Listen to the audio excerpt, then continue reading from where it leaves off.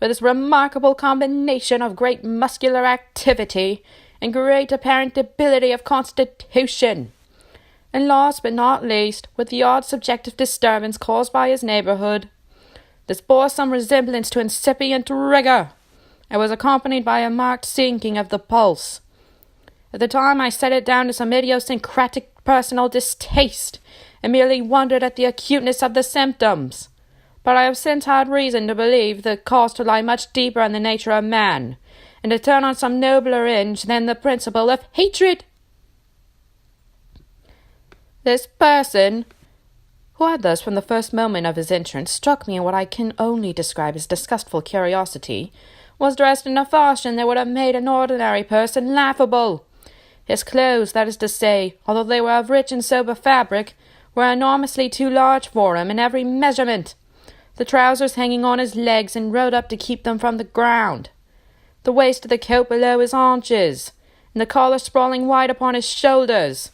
Strange to relate, this ludicrous accoutrement was far from moving me to laughter.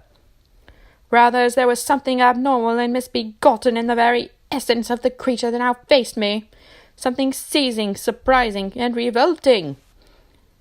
This fresh disparity seemed but to fit in with and to reinforce it, so that to my interest in the man's nature and character there was added a curiosity as to his origin, his life, his misfortune or fortune, and his status in the world. These observations, though they have taken so great a space to be set down, and were yet the work of a few seconds, my visitor was, indeed, on fire with sombre excitement. "Have you got it?" he cried. "Have you got it?" And so lively was his impatience that he even laid his hand upon my arm and sought to shake me. I put him back, conscious of, at his touch, of a certain icy pang along my blood. "Come, sir," said I, "you forget that I have not yet the pleasure of your acquaintance. Be seated, if you please." And I showed him an example, and sat down myself in my customary seat, with as fair an imitation of my ordinary manner to a patient as the lateness of the hour, the nature of my preoccupations, and the horror I had of my visitor would suffer me to muster. "I beg your pardon, Dr. Lanyon," he replied civilly enough. "What you say is very well founded, and my impatience has shown its heels to my politeness. I come here at the instance of your colleague, Dr. Henry Jekyll, on a piece of business of some moment, and I understood." He paused and put his hand to his throat, and I could see, in spite of his collected manner, that he was wrestling against the approaches of the hysteria. "I understood. A draw." But here I took pity on my visitor's suspense, and some perhaps on my own growing curiosity. "There it is, sir," I said, pointing to the drawer, where it lay on the floor behind the table and still covered with the sheet. He sprang to it, and then paused, and laid his hand on his heart.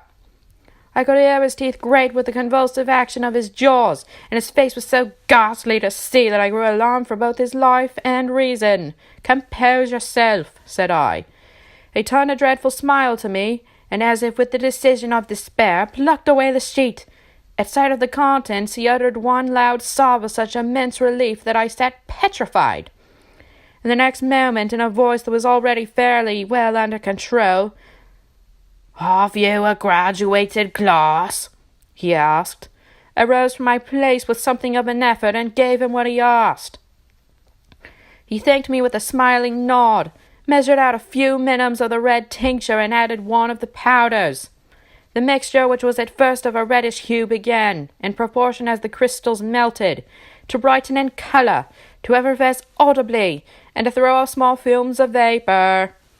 Suddenly, at the same moment, the ebullition ceased, and the compound changed to a dark purple, which faded again and more slowly to a watery green. My visitor, who had watched with these metamorphoses with a keen eye, smiled, set down the glass upon the table, and then turned and looked upon me with an air of scrutiny. "And now," said he, "settle what remains. Will you be wise? Will you be guided? Will you suffer me to take this glass in my hand and to go forth from your house without further parley? Or has the greed of curiosity too much command of you?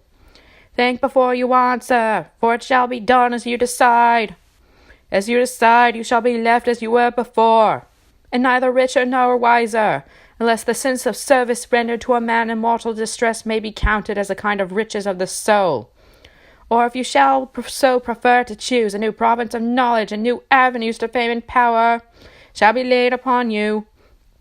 Here upon this room, and upon the instance, and your sight shall be blasted by a prodigy to stagger the unbelief of Satan. Sir, said I, affecting a coolness that I was far from truly possessing, you speak enigmas, and you will perhaps not wonder that I hear you with no very strong impression of belief. But I have gone too far in the way of inexplicable services to pause before I see the end. It is well, replied my visitor. Lanyon, you remember your vows. What follows is under the seal of our profession. And now you who have been so long bound to the most narrow and material views, you who have denied the virtue of transcendental medicine, you who have derided your superiors, behold! He put the glass to his lips and drank at one gulp. A cry followed. He reeled, staggered, clutched at the table and held on, staring with injected eyes, gasping with an open mouth, and as I looked there came, I thought, a change. He seemed to swell.